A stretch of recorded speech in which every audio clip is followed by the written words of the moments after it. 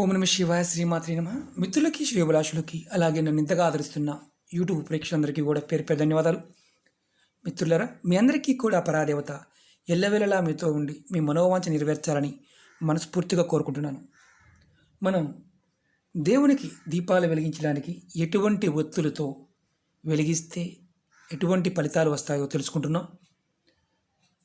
జ్యోతిషశాస్త్ర ప్రకారం, తంత్రశాస్త్ర ప్రకారం పదార్థానికి ఉన్న శక్తిని ప్రేరేపించడం వల్ల మనకి ఆ ప్రాకృతికమైన శక్తి మనకి అద్భుతమైన ఫలితాలను ఇవ్వడం జరుగుతుంది. అలాగే మనం నిత్య దీపారాధనలో కొన్ని పదార్థాలని వినియోగించటం వల్ల మనకి ఆ దేవతా శక్తుల యొక్క అనుగ్రహం కలుగుతుంది శాస్త్రం చెప్తుంది.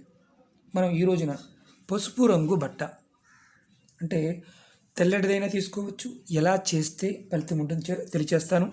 మీకు ఈ వీడియో నచ్చినట్లయితే లైక్ చేయండి, నా ఛానల్ సబ్స్క్రైబ్ చేసుకోండి, గంట సింబల్ యాక్టివేట్ చేసుకోండి, 10 మంది మిత్రులకి షేర్ చేయండి. మనం కొత్త పసుపు క్లాత్ కొనైనా సరే లేదా తెల్లటిదైనా తీసుకొని దీన్ని చక్కగా మనం అంగుళం సైజు లేదా 2 అంగుళాల సైజు మనం దీపం వెలిగించడానికి కావాల్సినంతగా కట్ చేసుకొని మనం దీన్ని పసుపు నీటిలో నానబెట్టాలి. మనం పసుపు నీళ్ళలో వేసి దానిలో నానబెట్టి తర్వాత దాన్ని ఆరబెట్టి దాన్ని నేతిలో పెట్టి దీపం వెలిగిస్తూ ఉంటే దేవీ కటాక్షం, అమ్మవారి కటాక్షం కలుగుతుంది.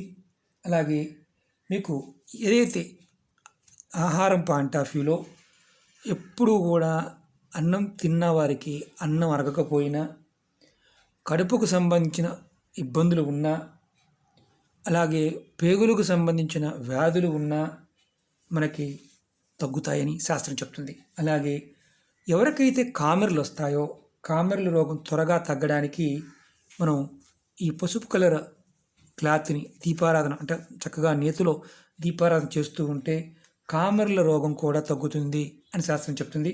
అలాగే మీరు ఇంట్లో ఈ పసుపు కలర్ క్లాత్తో కనుక దీపారాధన చేస్తే ఇంట్లో ఉన్న దేవతా కళ ప్రస్ఫుటంగా కనిపిస్తుంది.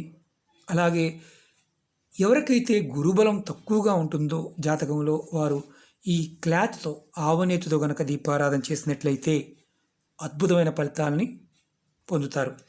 ఇది మన పెద్దలు మనకి క్లాత్ లేనప్పుడు కాటన్ అయినా సరే చూపిస్తాను. ఇలాంటి కాటన్ అయినా సరే పసుపు నీళ్ళల్లో ముంచి ఆరబెట్టి తర్వాత మనం ఒత్తిగా చేసి వెలిగించవచ్చు. ఎందుకంటే ఇప్పుడు మార్కెట్లో మనకి చాలా తక్కువ రేటుగా దొరికేస్తూ ఉంటాయి. కాబట్టి మీరు ప్రయత్నపూర్వకంగా చేయండి.